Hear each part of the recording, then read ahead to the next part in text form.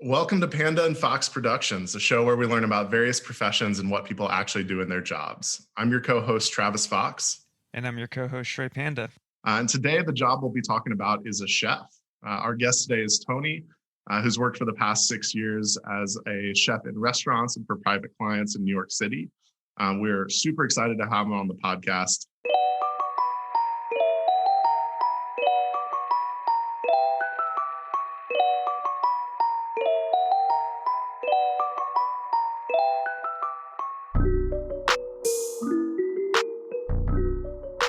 Tony, thanks for being here today. I'm psyched to be here. Thank you, guys. So first and foremost, what is a chef? I made cereal with milk this morning. Does that make you an actual chef? Honestly, yes. But a chef is it's hard because it's one of the last words you'd probably use to describe yourself when you are one.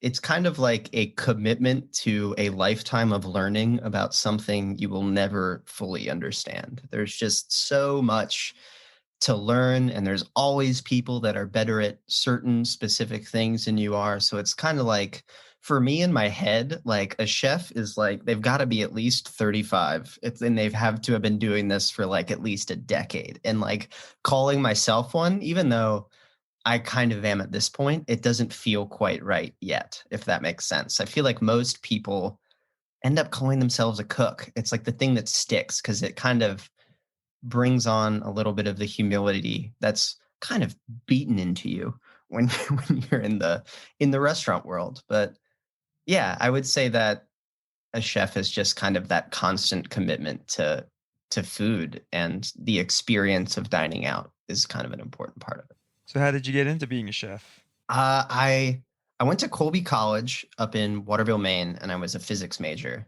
And I was kind of surrounded by a lot of finance bros, was sort of like the mindset of like a D3 NESCAC, like yuppie school.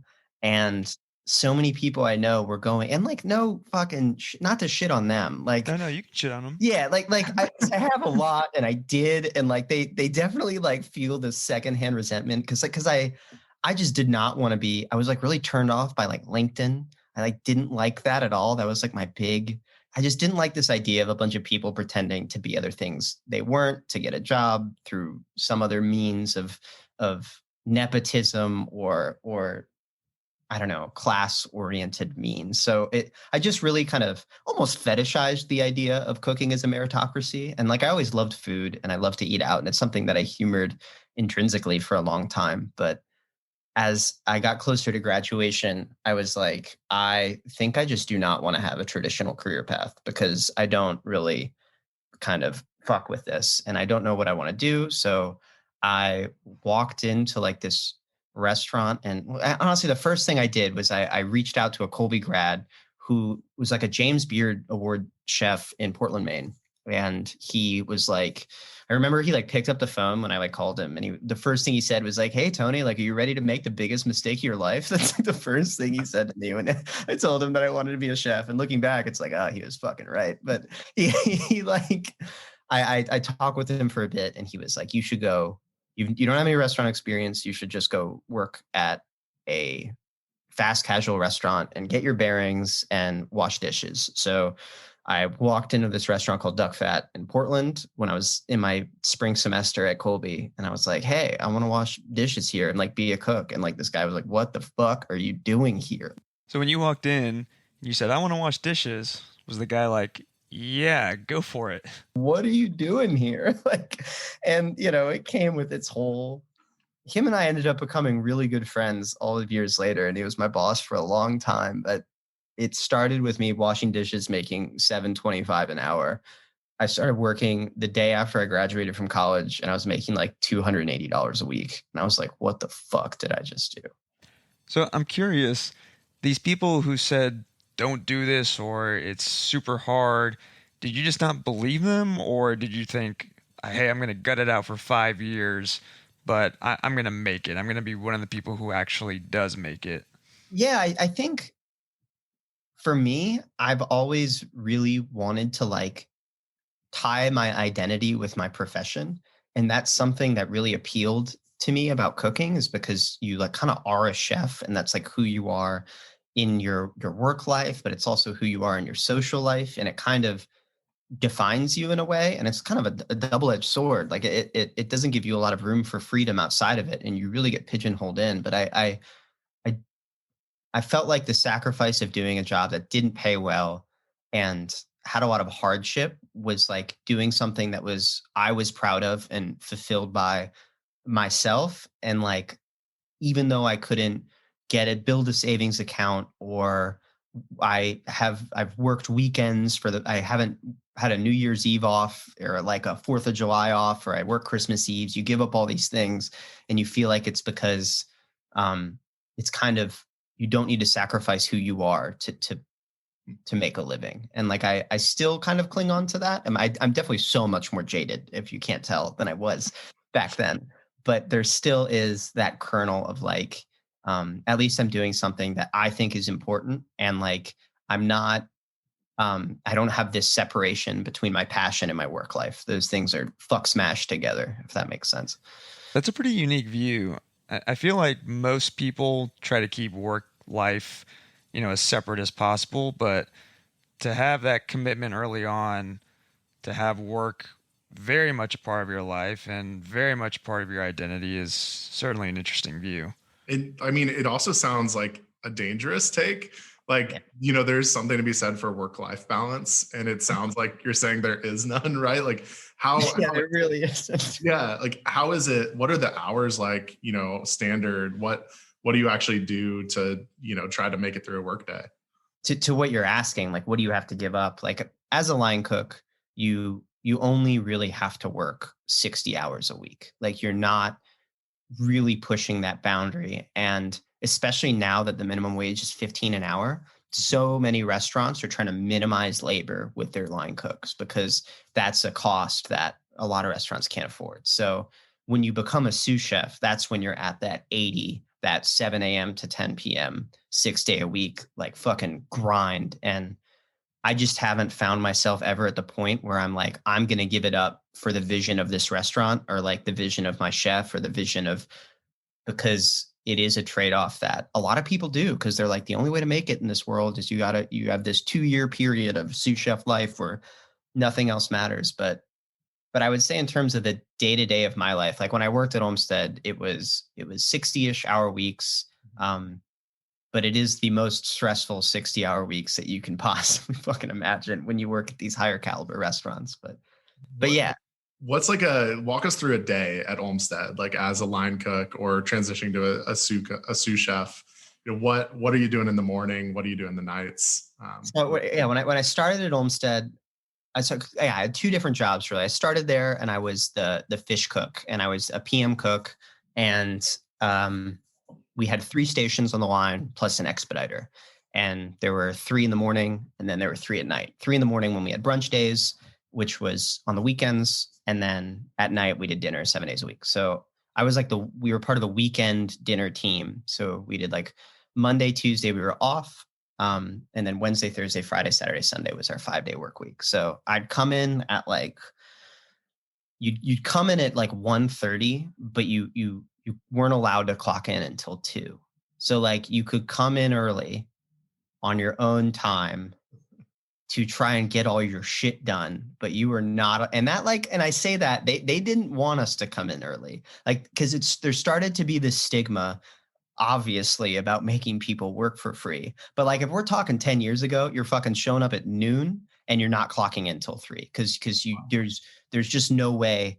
When you work, so yeah, when you work at these restaurants, I'd roll in at 2 and I'd be with my other cooks, and the sense of urgency is immediate. You're fucked. Every day you're fucked. You're just behind. There's too much to do.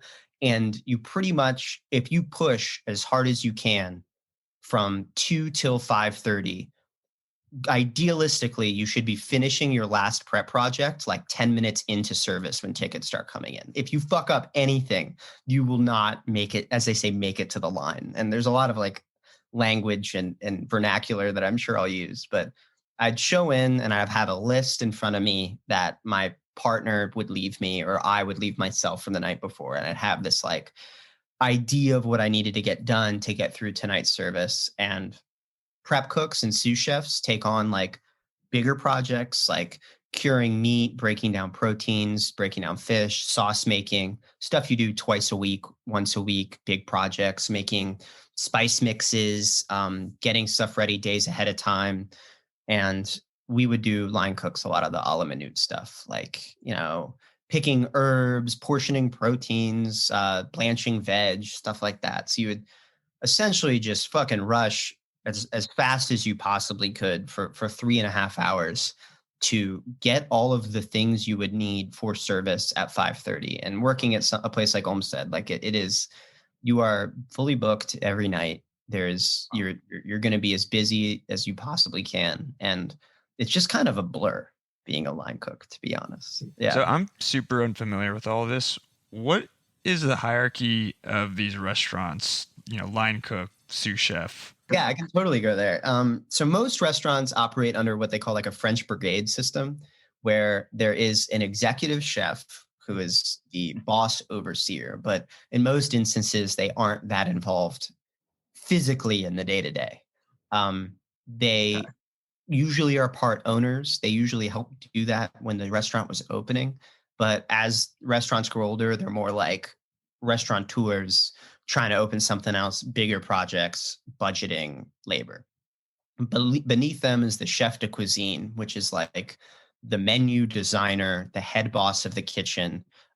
She or he will like pretty much schedule, organize, and manage probably a team of like 4 sous chefs. Sous chefs are like the people working the pass, which is like the expediting part of a kitchen where like food goes out to the dining room, reading tickets during service. And they're kind of like the final line of defense between a fuck up and someone eating a fuck up. Yeah. And beneath them are line cooks. And if you're at like a really fucking bougie, like you're like a Michelin restaurant, beneath them are like a chef de partie, which is like a station chef. And then beneath them are commis, which are like intern donkeys that fucking do bitch work all day, which are like 18-year-old culinary school grads who like peel beets for like 8 hours and don't get paid and then go home. So like that's kind of the hierarchy. And yeah, so at Olmsted we didn't have commis, but we did have interns that would come that would be work like, hi, I go to like ICE in Manhattan. Like, what can I do? And I'd be like, I'm fucking 20 minutes behind and you need to start peeling apples right now. What do you, hi? Like, it's kind of that sort of. Get your bitch ass over there and start peeling these apples. Seriously. It's like I probably interns just get made fun of and like they're so necessary for restaurants to work because there's just not enough labor to go around to make these things run. So what's the tone in the restaurant? You mentioned there's an urgency, but are people yelling at each other, screaming at each other? The tone is pretty professional, but there definitely is like, if you have someone who starts that's new and they can't keep up, it's like obvious pretty quick and they're just like not going to make it. And like people don't sabotage each other. There's none of those like awful stories. And I've had like, sous chefs that I get fucking pissed at and people treat me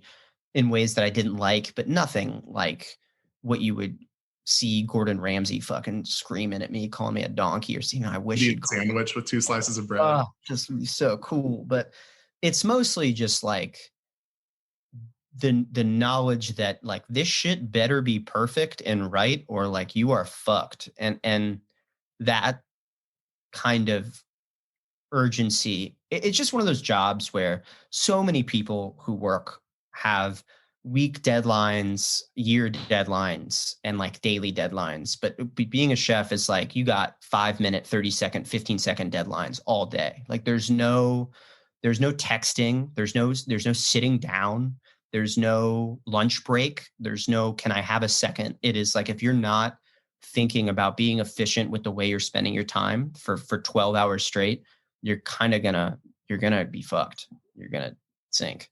So why do you do it? Like, why is this the career path you've stayed on? Like what makes you like that kind of environment? The camaraderie is pretty unbeatable. Like when you are it feels like when you're in the trenches with people, you develop really hysterical bonds with your coworkers because there's a lot of transience when it comes to working in kitchens because people come and go so quickly. And when people come, they're like your best friend in the world for 6 months to a year. And when they leave, like you pretty much don't ever talk to them again.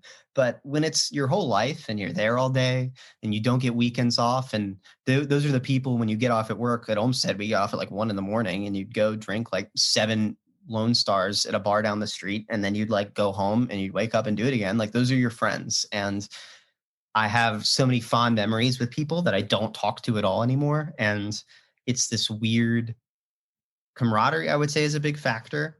It's intoxicating, the industry, because when I go out to eat, I'm treated really well. I know chefs at other restaurants, people, there's this culture of shit talking and praise about other places and dining out. And you kind of feel like you're a part of something bigger than yourself. And you kind of have a say in it, almost like you have kind of a stake. And as much as stressful as it is, there's a lot of adrenaline that kind of, there's nothing quite like working through a busy dinner push at a restaurant where you are just fucking weeded, and it's really shitty when it's happening, but getting over those ebbs and flows and peaks and valleys is something that like a lot of people who aren't in the industry anymore, they look back on it and they're like, oh, I remember the days. Like it's kind of things like that. Yeah, that's what I would say why I'm still here.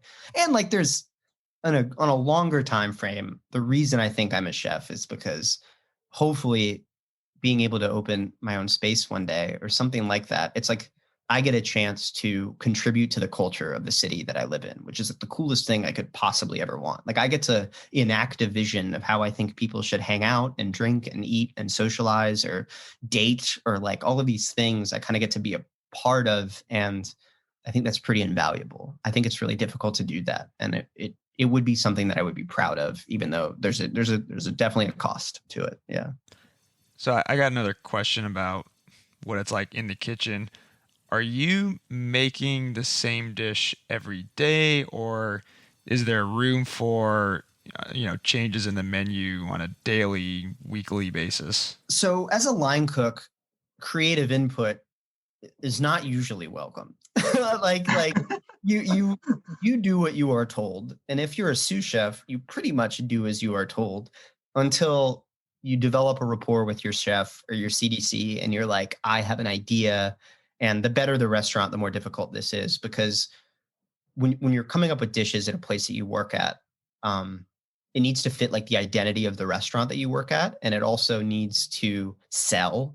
Like there's all these, and it has to be a profitable dish. You have to cost it. You need to know like how expensive is this thing to make, both ingredient wise and labor wise. But I would say in my day to day at Homestead, like for the first half of my time there, I was a line cook, and it was just becoming a machine. Like it was very, I had like our menu changed very quickly, pretty much like 4 times a year. We'd flip the whole thing pretty much. But as the seasons would change, we'd come up with new ones or go back to old standbys. But when I worked a station, I had like 5 dishes I was responsible for. And it was just for months at a time, getting the hang of, like, for example, we had a dish that was a rutabaga tagliatelle dish, which was a rutabaga pasta that was made with rutabaga, the pasta itself. And you like sheeted it on this Japanese sheeter, peeled them, cut them into fettuccine shapes, and it was served with this like beurre blanc sauce. And like to this day, if I see a fucking piece of rutabaga, I'm pissed. Like I'm not cooking that shit ever again. The amount of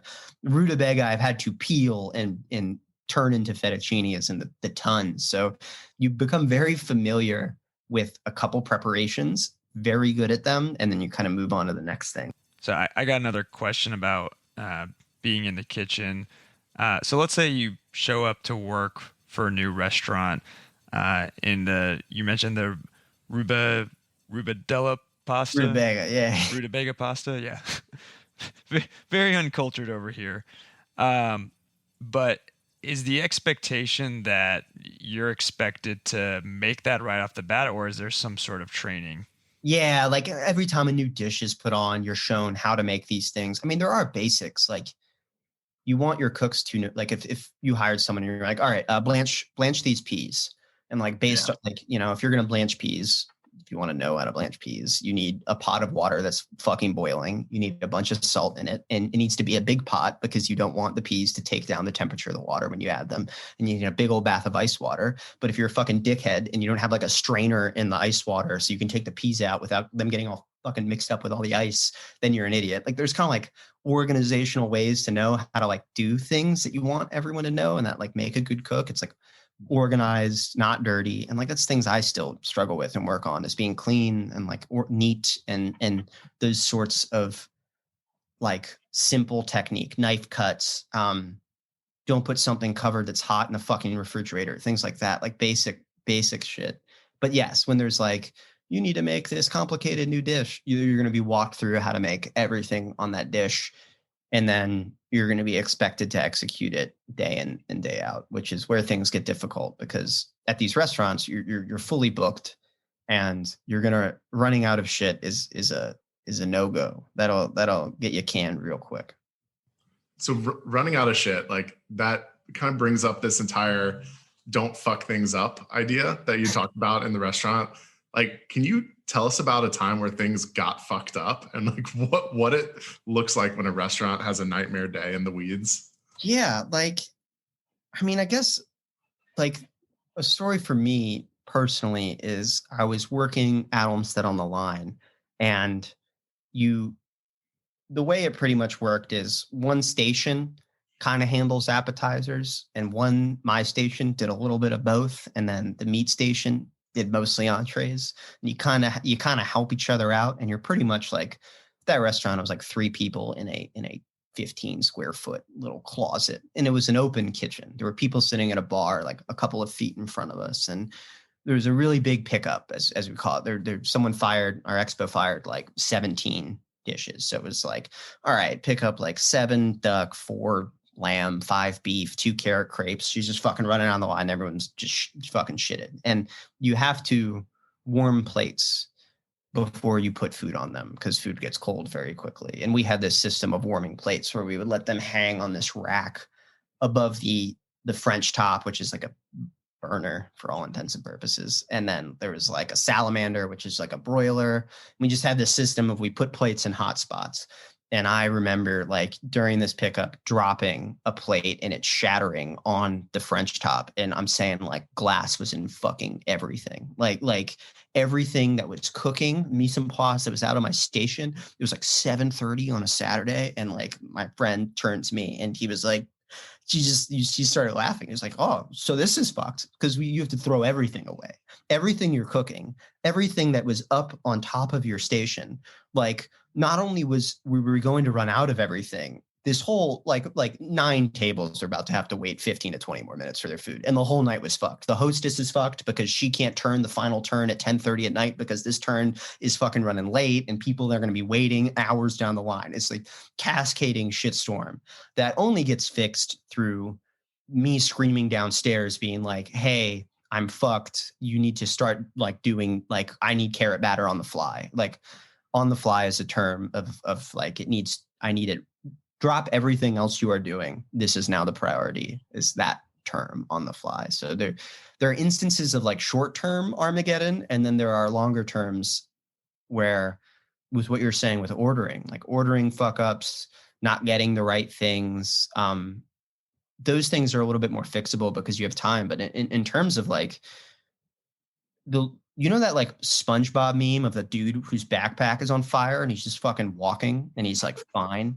That's just like what this is. You just like become fine being like not okay. So sounds like being a chef is pretty difficult. Takes a certain mindset. So what would you say to someone who wants to do this? You know, someone who's 17, 18 says, Tony, I really, really want to be a chef. What advice would you give them? If you want to be a chef, you have to be willing to sacrifice everything if you think you're going to be proud of what you're doing. Because yeah, there are like, I don't get holidays. I've never had like weekends, like the weekends off just like is not a thing you have. You don't get to plan vacations with friends, and you got to accept the fact that you're going to be paying rent, not saving your money, and getting into debt until you're well into your mid 30s. Like that's just fucking what's going to happen. And like, those are hard. The financial realities I'm realizing are the harder sell. It's like not the lifestyle, it's the financial reality. Like if I could make a living wage as a line cook it would be a reasonable thing, but you can't. So it's like, it's a hard sell, I think, nowadays to tell someone to. So what comes next for you? Is it opening that restaurant in New York in the next couple of years? I was reading this book called Bistronomy, which is a cookbook about French bistros.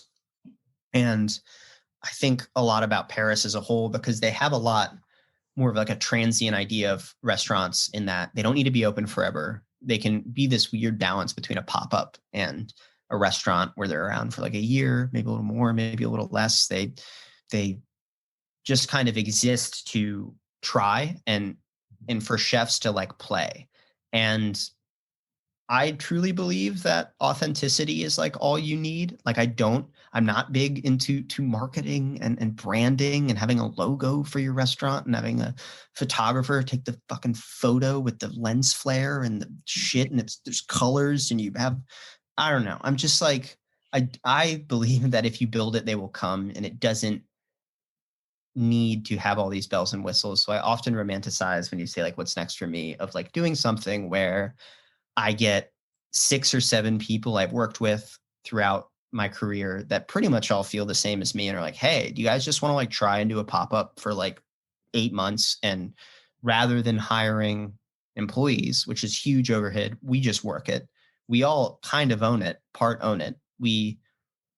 I'm hoping with COVID that a lot of commercial real estate trying to fill places, part of the hard part with owning a restaurant and opening one is you got to sign these like 5 to 10 year leases. Like people want long-term leases. And like, I'm hoping that is the beggars can't be choosers, and that all these restaurants that are closing, I could be like, can I fill it up for a year? That's kind of where I want to go next. And I'm not quite sure how I'm going to manifest it yet, but there's definitely that feeling of excitement as COVID starts to kind of release its grip, and there might be some interesting opportunities for the restaurant world to reinvent itself. What do you cook for yourself when you're not working?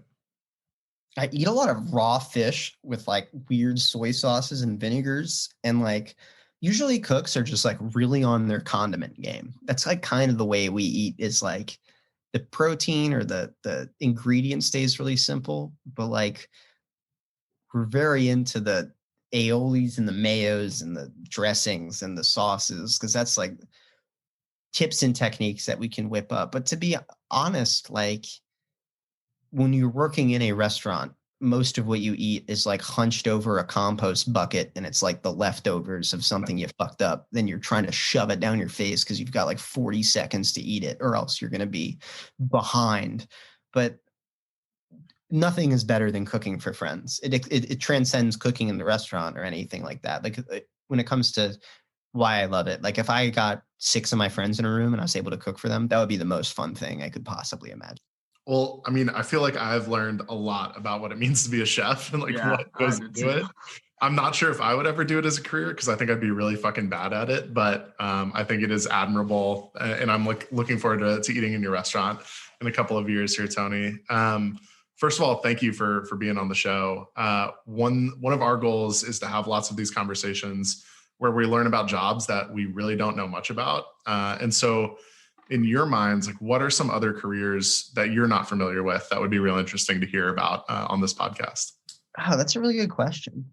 I guess working in the restaurant industry is making me really intrigued about kind of like other similar blue collar jobs and like what the day-to-day is like, especially in predominantly urban areas, because I feel like in my demographic, in my age group, and where I went to college, I don't know a lot of construction workers and trade workers in New York City, because it can easily just be surrounded by this like yuppie culture of wealth, because there's so much of it. But there's an entire ecosystem of people that operate under very different rules, very different politics, and very different ideologies. I feel like it would be really cool to learn about blue collar workers in New York with like hard labor and different types of trade jobs. I think would be really interesting. Awesome. Well, Tony, thank you so much for being on the show. We appreciate you coming on.